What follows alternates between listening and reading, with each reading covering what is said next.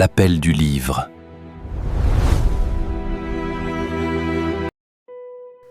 Vous savez, il y a des romans que l'on lit, mais il y a ces livres que l'on traverse comme un champ de bataille, le souffle court, la gorge serrée, avec cette sensation permanente que quelque chose en nous ne ressortira pas indemne. Frère d'âme fait partie de cela. Dès les premières pages, David Diop ne cherche pas à séduire. Il frappe, il tranche, il ouvre. La guerre n'y est pas héroïque, la France n'y est pas glorieuse, l'humanité elle-même y vacille. Nous sommes en 1914, dans les tranchées françaises, mais pas du côté que raconte Emmanuel Scolaire. Nous sommes dans la peau d'Alpha Ndaye, tirailleur sénégalais, envoyé mourir pour une patrie qui ne le considère pas comme son fils. Je sais, j'ai compris, je ne suis pas un homme, dit-il. Cette phrase tombe comme une pierre dans l'eau, et les cercles qu'elle crée ne cessent de s'élargir dans l'esprit du lecteur. Car c'est bien de cela qu'il s'agit. Que reste-t-il d'un homme quand le monde entier conspire à lui retirer son humanité? Alpha n'est pas seul. Il y a Ndamba, son plus que frère, son frère d'âme. Ils ont grandi ensemble, ils ont rêvé ensemble, ils meurent presque ensemble. Mais Ndamba ne meurt pas d'un coup, il agonise longtemps, trop longtemps. Et il supplie Alpha de l'achever pour abréger ses souffrances. Alpha refuse. Pas par peur, pas par morale, par incapacité. Ndamba meurt donc lentement en regardant son frère d'âme ne pas avoir le courage de l'aider. Cette scène seule suffirait à faire basculer un homme, et elle fait basculer tout le roman. J'aurais dû, j'aurais pu, je ne l'ai pas fait, dit-il. À partir de là, Alpha ne combat plus la guerre, il combat sa faute, son péché. Et pour la laver, il va devenir ce que l'armée française attend secrètement de lui, une machine de terreur. Chaque nuit, Alpha traverse le No Man's Land. Chaque nuit, il tue un soldat ennemi. Mais il ne se contente pas de tuer, il mutile, il coupe des mains, il les rapporte comme trophées. Pourquoi? Parce que l'armée coloniale veut des guerriers féroces.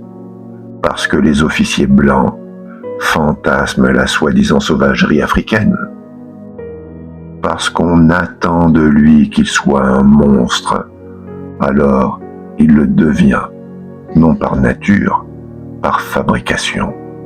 On m'a appris à être sauvage, dit-il. Cette ligne seule résume tout le projet du roman. Le racisme n'est pas seulement insultant, il est producteur de violence. Il crée ce qu'il prétend dénoncer.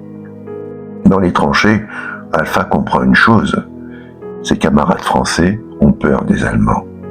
Mais ils ont aussi peur de lui. Ils le regardent comme une bête utile, un talisman de guerre, un couteau vivant. On le félicite quand il tue, on le craint quand il revient, on l'admire quand il reste humain, mais dès qu'il parle, dès qu'il pense, dès qu'il souffre, dès qu'il revendique sa liberté, il dérange. Ils veulent mon courage, dit-il, pas mon âme. Et c'est là que le roman devient vertigineux. Alpha comprend qu'il n'est accepté qu'à condition de rester déshumanisé. S'il redevient un homme, il devient le problème. Frère d'âme éclaire donc une zone sombre, une zone d'ombre massive de l'histoire africaine. Celle des centaines de milliers de soldats africains envoyés pour mourir pour l'Europe, afin d'économiser les corps blancs.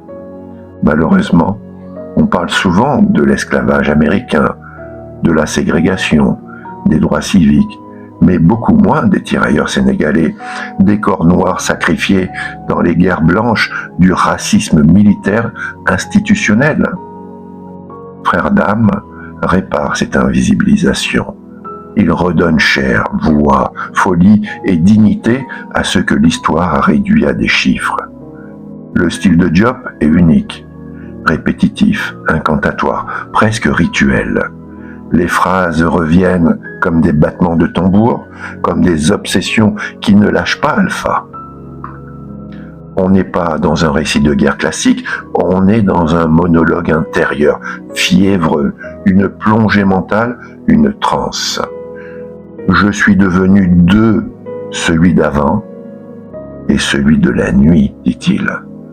Le soldat diurne, le chasseur nocturne, l'homme, le spectre.